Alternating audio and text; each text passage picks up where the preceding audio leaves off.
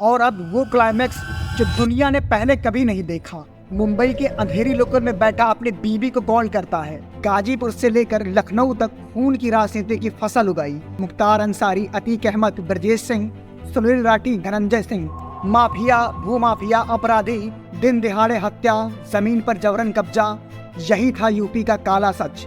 2016-17 में ऐसा क्या हुआ कि बीजेपी सत्ता के करीब पहुंच गई। 2017 का चुनाव यूपी के लिए किसी युद्ध से कम नहीं था। सिर्फ 2022-23 में 18 लाख से अधिक लोग पूर्वांचल से बिहार और झारखंड के रास्ते दिल्ली व पंजाब पहुंचे।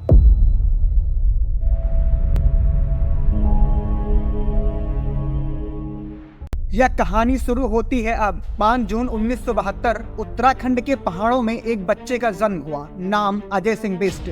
21 साल की उम्र में वो सब छोड़ देते हैं, घर, परिवार, सब कुछ।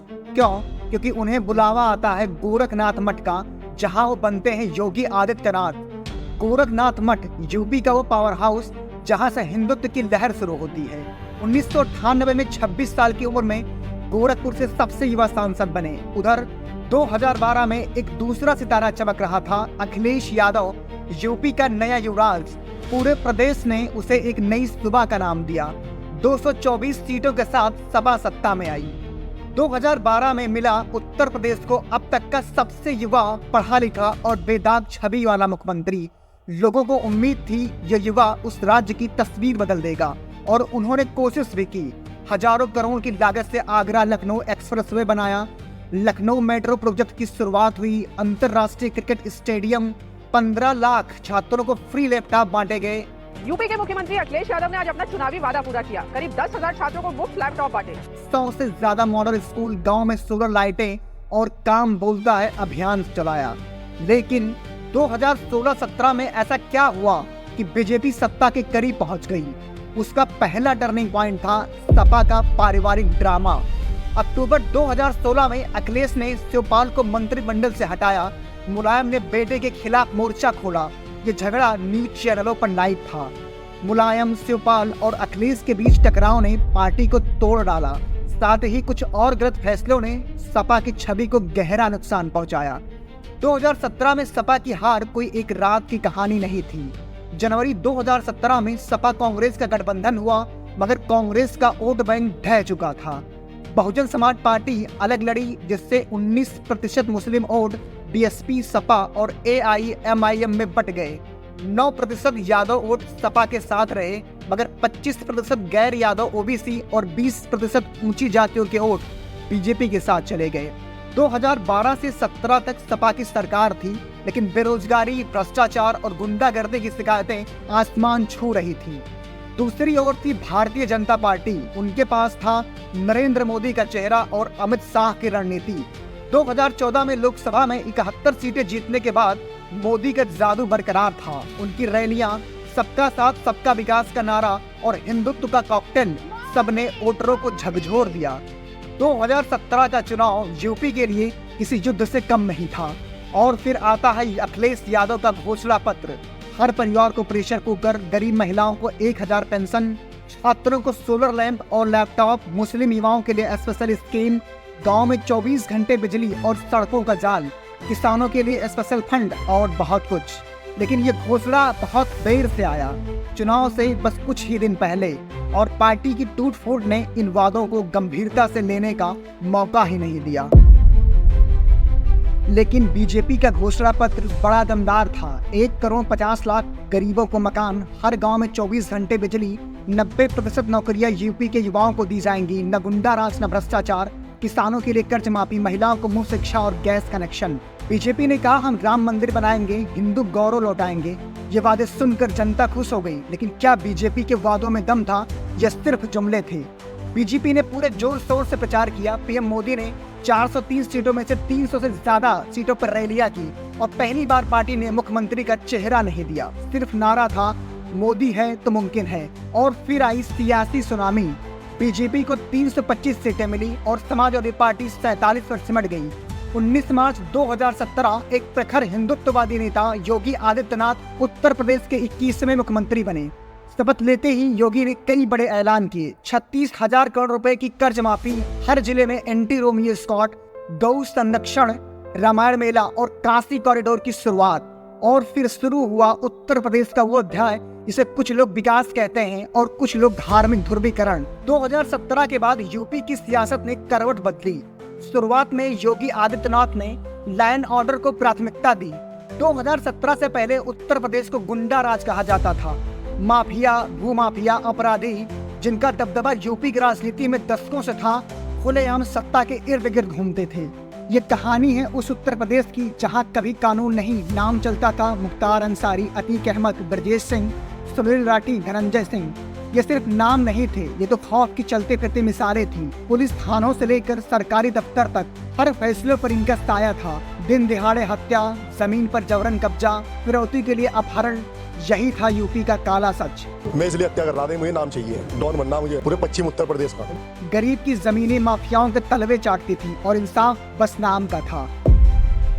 अतीक अहमद जेल में रहते हुए व्यापारी की हत्या करवा दी और मुख्तार ने गाजीपुर से लेकर लखनऊ तक खून की राजनीति की फसल उगाई। ये दौर था जब जनता सहमी रहती थी और सिस्टम झुकता था। योगी आदित्यनाथ ने इन्हें न सिर्फ जेल में डाला बल्कि इनकी बादशाहत की जड़ें उखाड़ दी।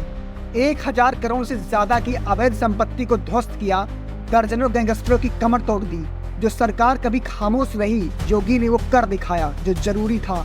डर के साम्राज्य को ध्वस्त किया। अपराधी या तो जेल जाएंगे या यूपी छोड़कर भागेंगे। योगी सरकार ने आते ही जीरो टॉलरेंस की नीति अपनाई। नतीजा 222 अपराधी मुठभेड़ में मारे गए, 8000 से ज्यादा घायल, 28000 से ज्यादा इनामी अपराधियों की गिरफ्तारी, करीब 80,000 अपराधियों के विरुद्ध गैंगस्टर अधिनियम और 930 लोगों पर एनएसए की कार्रवाई।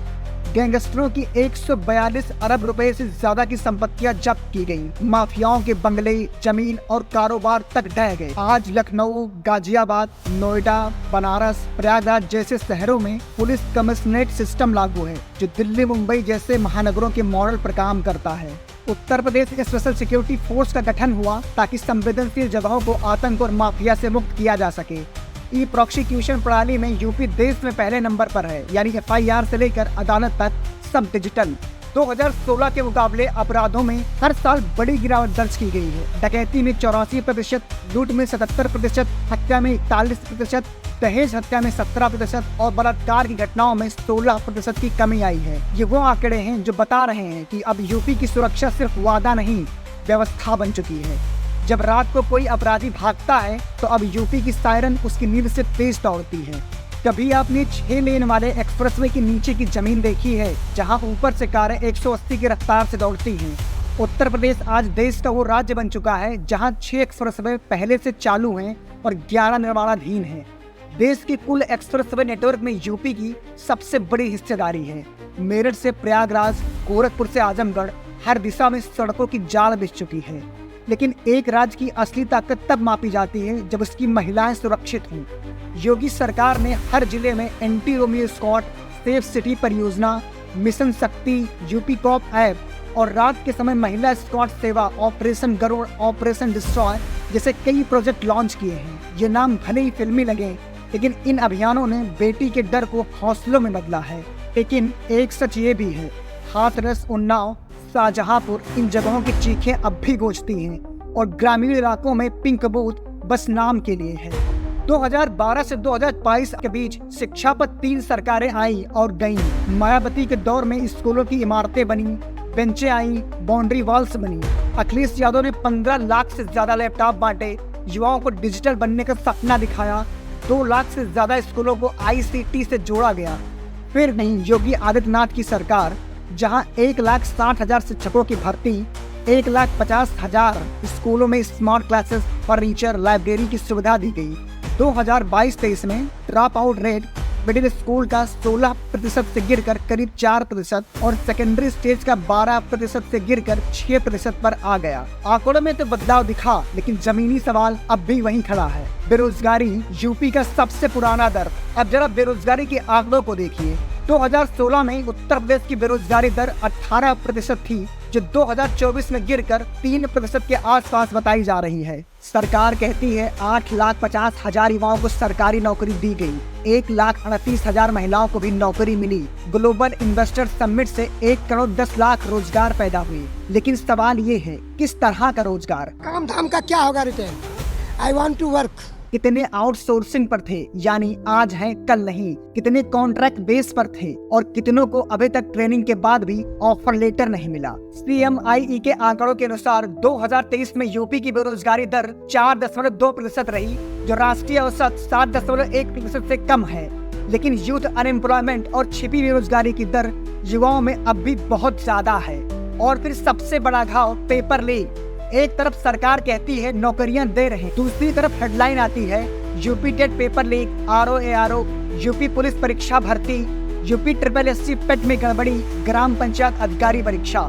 जहाँ भी हम जाते हैं वो कहते हैं देखिए बेरोजगारी है मगर पेपर लीक भी होता है। हर साल कोई ना कोई परीक्षा या तो लीक हुई या कोर्ट में अटक गई। 2017 से अब तक कई बड़ी परीक्षाएं लीक हो चुकी हैं। प्रयागराज से लेकर लखनऊ तक युवा सड़कों पर थे। बेरोजगारी के विरोध में 1 मार्च 2024 को हजारों छात्रों ने आंदोलन किया। उनके नारे थे पेपर हुआ तो लीक, भर्ती हुई तो रुकी, ज्वाइनिंग आई तो रद्द हुई। तो फिर क्या ये आंकड़े सिर्फ कागज पर रोजगार की तस्वीर बना रहे हैं? अब बात करते हैं निवेश की। सरकार कहती है हमने 45 लाख करोड़ के निवेश प्रस्ताव लाए, 15 लाख करोड़ की परियोजनाएं जमीन पर उतर चुकी हैं, 60 लाख रोजगार बने हैं। 2017 से पहले उत्तर प्रदेश में 3,300 करोड़ का FDI 2024 तक की आंकड़ा 14,000 करोड़ पार कर गया। One district one product scheme से एक्सपोर्ट 88,000 करोड़ से 2 लाख करोड़ पार कर गया। हर साल होने वाले यूपी इंटरनेशनल ट्रेड शो अब दुनिया के नक्शे पर है, जहां 2024 में 2,200 करोड़ के ऑर्डर मिले। डिफेंस कॉरिडोर भारत का सबसे बड़ा डिफेंस प्रोजेक्ट। सुनने में ये शानदार लगता है, लेकिन अगर निवेश इतना आया है तो जरा सोचिए ये निवेश कहाँ गया? क्या बहराइच, गोंडा, बलरामपुर, सोनभद्र जैसे जिलों में फैक्ट्रियां खुली या फिर नोएडा, लखनऊ और ग्रेटर नोएडा तक ही सीमित रहे? इन्हीं मुद्दों को लेकर समाजवादी पार्टी उत्तर प्रदेश में 2024 के लोकसभा चुनाव में 80 में से 37 सीटें जीती, जबकि बीजेपी 33 पर ही रह गई। क्यों? क्योंकि बेरोजगारी के खिलाफ युवाओं का गुस्सा दिखा। किसान आंदोलन का असर यूपी के दिल तक गया। गन्ना किसानों का बकाया 12,000 करोड़ से ज्यादा। हालांकि उत्तर प्रदेश की कृषि विकास दर 8.6% से बढ़कर 13.7% हुई है और PM किसान सम्मान निधि से 80,000 करोड़ से ज्यादा सीधे 2,86,00,000 किसानों के खातों में ट्रांसफर किए गए। लेकिन MSP पर कोई पुख्ता कानून नहीं, बिजली दरें बढ़ी, डीजल महंगा और फसल की कीमत वही पुरानी। महंगाई, मुस्लिम दलित एक साथ आना और सबसे बड़ी बात ग्राउंड कनेक्शन और बूथ मैनेजमेंट में सपा की जबरदस्त वापसी हुई। क्या आपको लगता है यूपी में गरीबी सचमुच खत्म हो सकती है? सरकार कहती है हमने 6 करोड़ से अधिक लोगों को गरीबी रेखा से ऊपर उठाया है और इसी लक्ष्य के लिए 2 अक्टूबर 2024 को मिशन जीरो पॉवर्टी की शुरुआत हुई। लेकिन गाजीपुर, बलिया, श्रावस्ती, चंदौली जैसे जिलों में अब भी लोग रोजगार की तलाश में पलायन कर रहे हैं। सिर्फ 2022-23 में 18 लाख से अधिक लोग पूर्वांचल से बिहार और झारखंड के रास्ते दिल्ली व पंजाब पहुंचे, सिर्फ पेट पालने के लिए। जब सरकार कहती है कि गरीबी घट गई, तब कोई बलरामपुर का बच्चा चावल और नमक से पेट भरता है। जब सरकार कहती है कि यूपी देश का ग्रोथ इंजन है, तब कोई मजदूर दुबई के अंधेरी लोकल में बैठा अपनी बीवी को कॉल करता है, अभी कुछ नहीं मिला लेकिन लौटूंगा तो पैसे जरूर लाऊंगा। 5 साल बीत चुके थे। सत्ता की बुलडोजर नीति, हिंदुत्व की ब्रांडिंग और विकास के वादों के बाद 2022 का चुनाव आया, जहां एक सवाल गूंज रहा था, क्या अब की बार बदलाव होगा? समाजवादी पार्टी ने 2022 में पूरी रणनीति बदली। अब अखिलेश यादव अकेले चुनावी चेहरा थे, क्लीन शेप, आईफोन हाथ में, नए जमाने के युवा नेता की इमेज में। घोषणा पत्र में वादे थे 1 करोड़ लोगों को रोजगार, 300 यूनिट की फ्री बिजली, नौकरियों में महिलाओं के लिए 33% आरक्षण, लड़कियों के लिए मुफ्त शिक्षा और बहुत कुछ। सपा ने RLD, SB, SP जैसी छोटी पार्टियों से गठबंधन किया। नारे गूंजे 22 में बदलाव होगा, बाबा का विसर्जन होगा।